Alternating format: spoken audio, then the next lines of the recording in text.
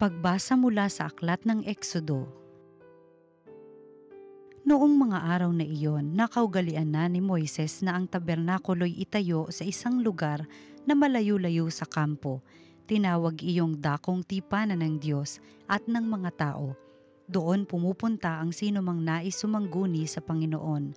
Tuwing papasok doon si Moises, ang mga Israelita'y tumatayo sa pintuan ng kanilang tolda at tinitingnan siya hanggang sa siya'y makapasok. Kapag nasa loob na si Moises, bumababa naman sa may pinto ng toldang tipanan ang haliging ulap at mula rooy nakikipag-usap sa kanya ang Panginoon. Kapag nakita ng mga Israelita na nasa pintuan ng tolda ang haliging ulap, lumalagay naman sila sa pintuan ng kanilang tolda at yumuyuko.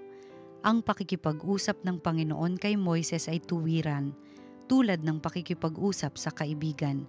Pagkatapos, si Moises ay bumabalik na sa kampo ngunit naiiwan sa tolda si Josue, ang katulong niya. Ang Panginoon ay bumaba sa ulap, lumagay sa tabi ni Moises at binanggit ang kanyang pangalan, Panginoon. Ang Panginoon ay nagdaan sa harapan ni Moises. Sinabi niya, "Akong Panginoon ay mapagmahal at maawain. Hindi ako madaling magalit. Patuloy kong ipinadarama ang aking pag-ibig at ako'y nananatiling tapat. Tinutupad ko ang aking pangako maging sa libo-libo at patuloy kong ipinatatawad ang kanilang kasamaan, pagsalangsang at pagkakasala. Ngunit hindi ko pinalalampas ang kasalanan ng ama at ang pagpaparusa ko'y hanggang sa 3 at 4 na salinlahi." Nanikluhod si Moises at sumamba sa Panginoon. Sinabi niya, "Kung talagang kinalulugdan ninyo ako, isinasamo kong samahan ninyo kami kahit na matigas ang ulo ng lahing ito. Patawarin na ninyo kami at tanggapin bilang inyong bayan." Si Moises ay 40 araw at 40 gabing kasama ang Panginoon, hindi kumakain o umiinom. Isinulat niya sa mga tapyas na bato ang mga tuntunin ng tipan, ang 10 utos. Ang salita ng Diyos.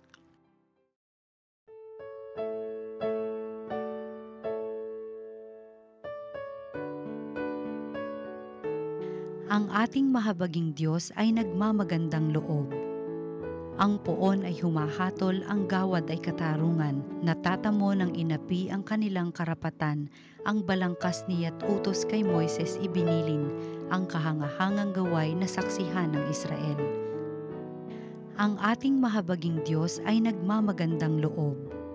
Kay ganda ng kalooban mahabagin itong Diyos. Kung magalit ay banayad, kung umibig na may lubos. Banayad nga kung magalit, hindi siya nagtatanim. Yaong taglay niyang galit, hindi niya kinikimkim. Ang ating mahabaging Diyos ay nagmamagandang loob. Kung siya ay magparusa, di katumbas ng pagsuway, di na tayo sinisingil sa nagawang kasalanan.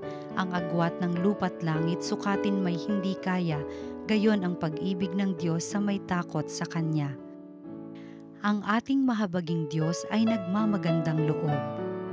Ang silangan at kanluran kung gaano ang distansya, gayong-gayon ang pagtingin sa sino mang nagkasala, kung paano nahahabag ang ama sa anak niya, gayon siya nahahabag sa may takot sa Kanya. Ang ating mahabaging Diyos ay nagmamagandang loob.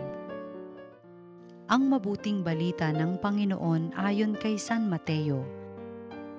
Noong panahong iyon, iniwan ni Jesus ang mga tao at pumasok sa bahay. Lumapit ang kanyang mga alagad at sinabi sa kanya, "Ipaliwanag po ninyo sa amin ang talinghaga tungkol sa masasamang damo sa bukid." Ito ang tugon ni Moises. Ang anak ng tao ay naghahasik ng mabuting binhi. Ang bukid ay ang sanlibutan. Ang mga taong pinaghaharian ng Diyos ang mabuting binhi at ang mga taong pinaghaharian ng diablo ang masasamang damo. Ang kaaway na naghasik ng mga iyon ay walang iba kundi ang diablo. Ang pag-aani ay ang katapusan ng daigdig at ang mga anghel ang mga tagapag-ani. Kung paanong iniipon ang mga damo at sinusunog, gayon din ang mangyayari sa katapusan ng daigdig. Susuguin ng anak ng tao ang kanyang mga anghel at iipunin nila mula sa kanyang pinaghaharian ang lahat ng nagiging sanhi ng pagkakasala at ang lahat ng gumagawa ng masama, at ihahagis sa maningas na pugon. Dooy mananangis sila at magngangalit ang kanilang ngipin, at magliliwanag na parang araw ang mga matuwid sa kaharian ng kanilang Ama. Ang may pandinig ay makinig. Ang mabuting balita ng Panginoon. Pinupuri ka namin, Panginoong Hesukristo.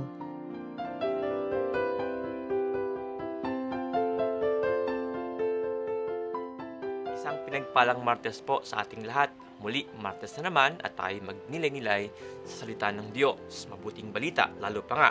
At ngayon po nga linggong ito, tayo po ay nasa ika-17 linggo sa karaniwang panahon, 17th Sunday or 17th week in ordinary time. Mga minamahal na kapatid, ewan ko po kung inyo pang naalaala, nung kayo po ay bata pa, siguro kayo din, kayo po ay tinakot ng inyong magulang, ng iyong tito, tita, o ng mga kuya at ate. Sabihin sa inyo, pag ikaw, hindi ka matulog, nako, may mumu dyan. Dadalawin ka ng mumu. O kaya sabihin sa iyo, pag ikaw ay hindi sumunod, nako, kukunin ka ng pulis, o kukunin ka ng Bombay. Minsan pa nga sabihin sa iyo, pag ikaw hindi ka magpakabait, nako, magagalit sa iyo yung pari. Lahat ginagawang panakot. Siguro mga minamahal, nung tayo po ay bata, tayo po ay mga natakot sa iba't ibang paraan ng ating mga magulang, ng ating mga kuya at ate o mga tiyo at tiya. Pero nung tayo lumaki na, we have discovered na marami sa mga panakot sa atin ay hindi naman pala totoo. Na pag ikaw ay magpuyat sa gabi, wala naman talagang mumu. O kaya, pag ikaw ay medyo maingay, may ginawang hindi maganda, hindi naman talaga si Father magagalit sa iyo ng basta-basta. O kaya yung pulis, hulihin ka. O kaya ng Bombay. Hindi naman po totoo ang marami sa mga panakot sa atin. Ngayong araw pong ito, sa ating ebanghelyo, nang ikwento po ng Panginoon ang talinhaga tungkol po doon sa damo. Kung saan sabi, kitipunin po ang mga hindi magagandang halaman ng mga damo at sila ay susunugin. Pero yung mga mabuting bunga, yun pong mga nagbunga, sila po ay palay, ika nga, sila po ay dadalhin doon sa bahay po, ika nga. So, may panakot tila. Sabihin ng Panginoong Hesukristo, nako, pag kayo ay hindi mabait, kayo ay natapon doon sa apoy, kung saan kayo ay mangangalit, magdurusa kayo. Mga minamahal na kapatid, ang sinasayabang ito ng Panginoon ay panakot lamang? Ang impyerno ba ay isang bagay na panakot lamang ng simbahan upang tayo ay mapasunod? Katunayan po mga minamahal, ito po ay hango mismo sa Biblia, ang aklat ng katotohanan. Hindi po ito mga minamahal basta-basta panakot para lang tayo mapasunod. Nakakalungkot man pong sabihin, pero may mga studies o research na ginawa at ang sabi, maraming mga tao na raw ngayon ang ayaw ng maniwala sa impyerno. Katunayan, mayroon pa nagsabi, sabi niya, it is politically incorrect to preach about hell because it might offend yung mga taong hindi gumagawa at namumuhay ayon sa turo ng Kristiyano. May ka-live-in, o kaya mayroong kinakasamang ibang mga tao, mayroon po siyang ginagawang pagnanakaw, mayroon pong ginagawang hindi magandang negosyo. And so, they might be offended. Kaya ang sabi niya ko, politically incorrect yan, yung preaching about hell. Mga minamahal na kapatid, unang-una po, we can never change the truth that Jesus is teaching. Ma-offend ka man o hindi, tamaan ka man o masaktan ka man dahil sa sinabi ng Biblia o ng Bible o ng sinasabi ng pari at ng simbahan, wala po tayong magagawa. Ito po ang turo mismo ng ating Panginoong Hesukristo. Pero hindi lang po ito basta-basta panakot. Alam po ninyo, ang sabihin ng Panginoon na ang taong hindi gumagawa ng tama, mapupunta sa impyerno, hindi po ito panakot lang para tayo po ay gumawa na ng mabuti at umiwas sa masama.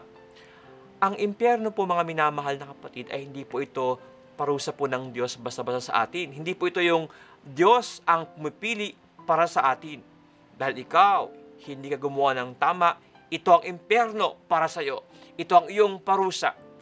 Ang ating Panginoong Hesukristo, for the longest time, we have been hearing puno ng pag-ibig, pagpapatawad, at pagmamahal. Father, yun naman pala, Jesus loves me, Bakit niya ako dadalhin sa impyerno pag ako'y magkamali, magkasala, o gumawa ng hindi maganda o labag sa kanyang turo? Akala ko ba Jesus loves me? Ang impyerno, mga minamahal na kapatid, ito po ay lugar kung saan malayo sa Diyos. Ito po ay lugar kung saan wala po ang Diyos. Kaya nga po, every time we follow Jesus, every time we do God's will, we are closer to Him. Tayo po ay sumusunod sa Kanya. Tayo po ay malapit sa Kanya. Siya po ang bukal ng lahat ng pag-ibig, pagpapala at kaligayahan, hindi po ba? Pero every time we disobey Jesus, tayo po ay gumagawa ng labag sa Kanyang kalooban o gumagawa ng masama, tayo po ay pumipiling lumayo sa Kanya, tumalikod sa Kanya, at mapalayo sa Kanya. Ibig sabihin po, yun yung lugar na ating tawag na impyerno. Walang kaligayahan, walang pagpapala, kalungkutan, paghihirap. Ito po ay hindi pinili ng Diyos sa atin. Tayo po ang pumipili nito sa tuwing tayo ay pumipiling lumayo at tumalikod sa Kanya sa paggawa ng masama, sa paggawa ng labag sa Kanyang kalooban. Mga minamahal na kapatid, ang impyerno po ay hindi panakot. Ito po ay totoo. Ito po mismo ay sinasabi ng ating Panginoong Jesucristo, kung saan mayroong pagdurusa, mayroong apoy, mayroon pong kalungkutan na labis. At ito po ay ang ating pinipili kung atin pong sinasabing, mas gusto kong gumawa ng masama, lumayo, at tumalikod sa Diyos. Kung kaya nawa po, sa ating pong buhay, ating hangarin na palaging makasunod at makalapit sa Kanya. Sa Kanyang piling, naroon po ang langit. Sa ating lahat, isang pinagpalang Martes.